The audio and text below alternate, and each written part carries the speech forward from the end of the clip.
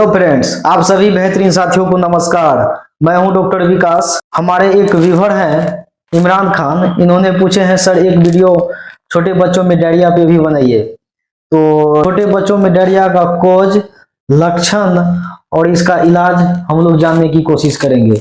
इससे पहले आप मेरे YouTube चैनल पे नए हैं तो आपसे आग्रह है जो कृपया मेरे चैनल को सब्सक्राइब कर लीजिए। वीडियो अगर आपको अच्छा लगता है तो वीडियो को लाइक और शेयर भी कर दीजिए। आइए अब अपने टॉपिक पे बात करते हैं।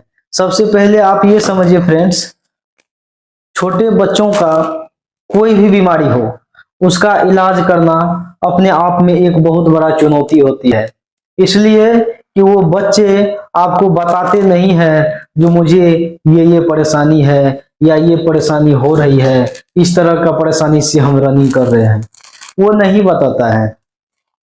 तो उसका जो है, उसके चेहरे को देखकर, उसका जो है क्लिनिकली डायग्नोसिस करके या उसके पेरेंट्स से हम लोग जान करके अपने अनुभव पे उसका हम ट्रीटमेंट करते हैं। तो कुछ ऐसे सिम्टम्स हैं जिसको हम पहचान करके उसको हम सटीक इलाज कर सकते हैं। अब हम बात करेंगे छोटे बच्चों में डायरिया। देखिए, डायरिया दो होते हैं, एक होता है डायरिया और एक होता है डिसेंट्री। डिसेंट्री जब भी डायरिया होगा तो इसमें सिर्फ पानी निकलता है, और जो डिसेंट्री होगा तो डिसेंट्री में बच्चे को मल के साथ में झाग भी आएगा, पेट में मरोड़ होगा, दर्द होगा और कभी कभी लेटरिन के साथ में ब्लड भी आएगा।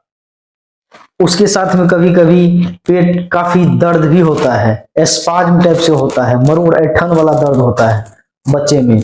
अगर ये बच्चे आपके क्लिनिक में या आपके प्रैक्टिस क्षेत्र में अगर ये आपको मिलता है तो उसका किस डायरिया का क्या कॉज है, ये किस कॉज के कारण डायरिया होता है।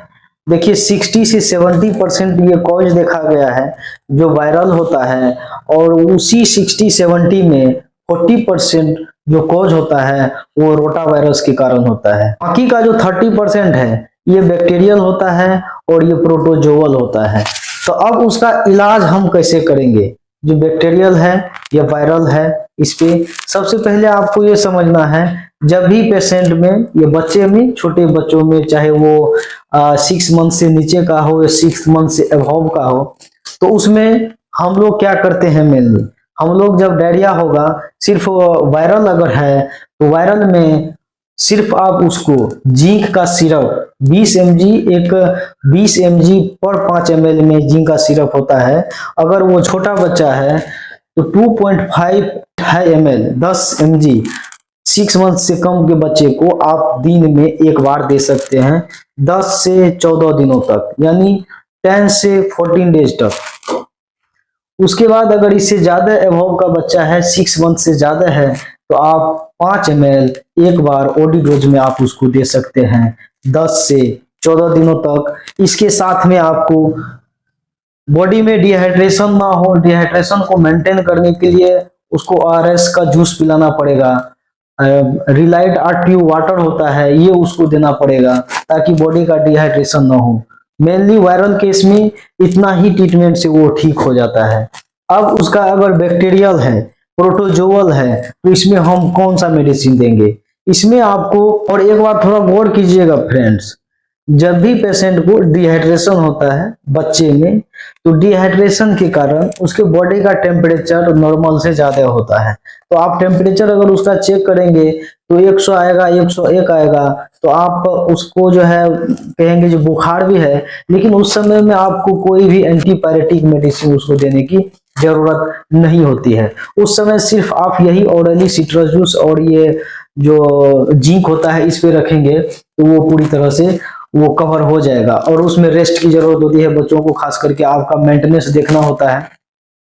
और उसके बाद कभी कभी बच्चों में बुखार के कारण या सर्दी के कारण, उससे पहले, डायरिया से पहले उसको कोई ट्रीटमेंट चल रहा है, तो वो एंटीबायोटिक का जो डोज होता है, जो एंटीबायोटिक का डोज अधिक हो गया है, उसके अंदर में, अमाशय में, यानी बॉडी के अंदर में जो गुड बैक्टीरिया है और बैड बैक्टीरिया है, कभी कभी ज्यादा एंटीबायोटिक डोज के कारण गुड बैक्टीरिया का भी उसमें डेथ हो जाता है। तो गुड और बैड का जो बैक्टीरिया है इसका इनबैलेंस होने के कारण कभी कभी आपके बच्चे में बहुत सारी परेशानी देखने के लिए मिलेंगे।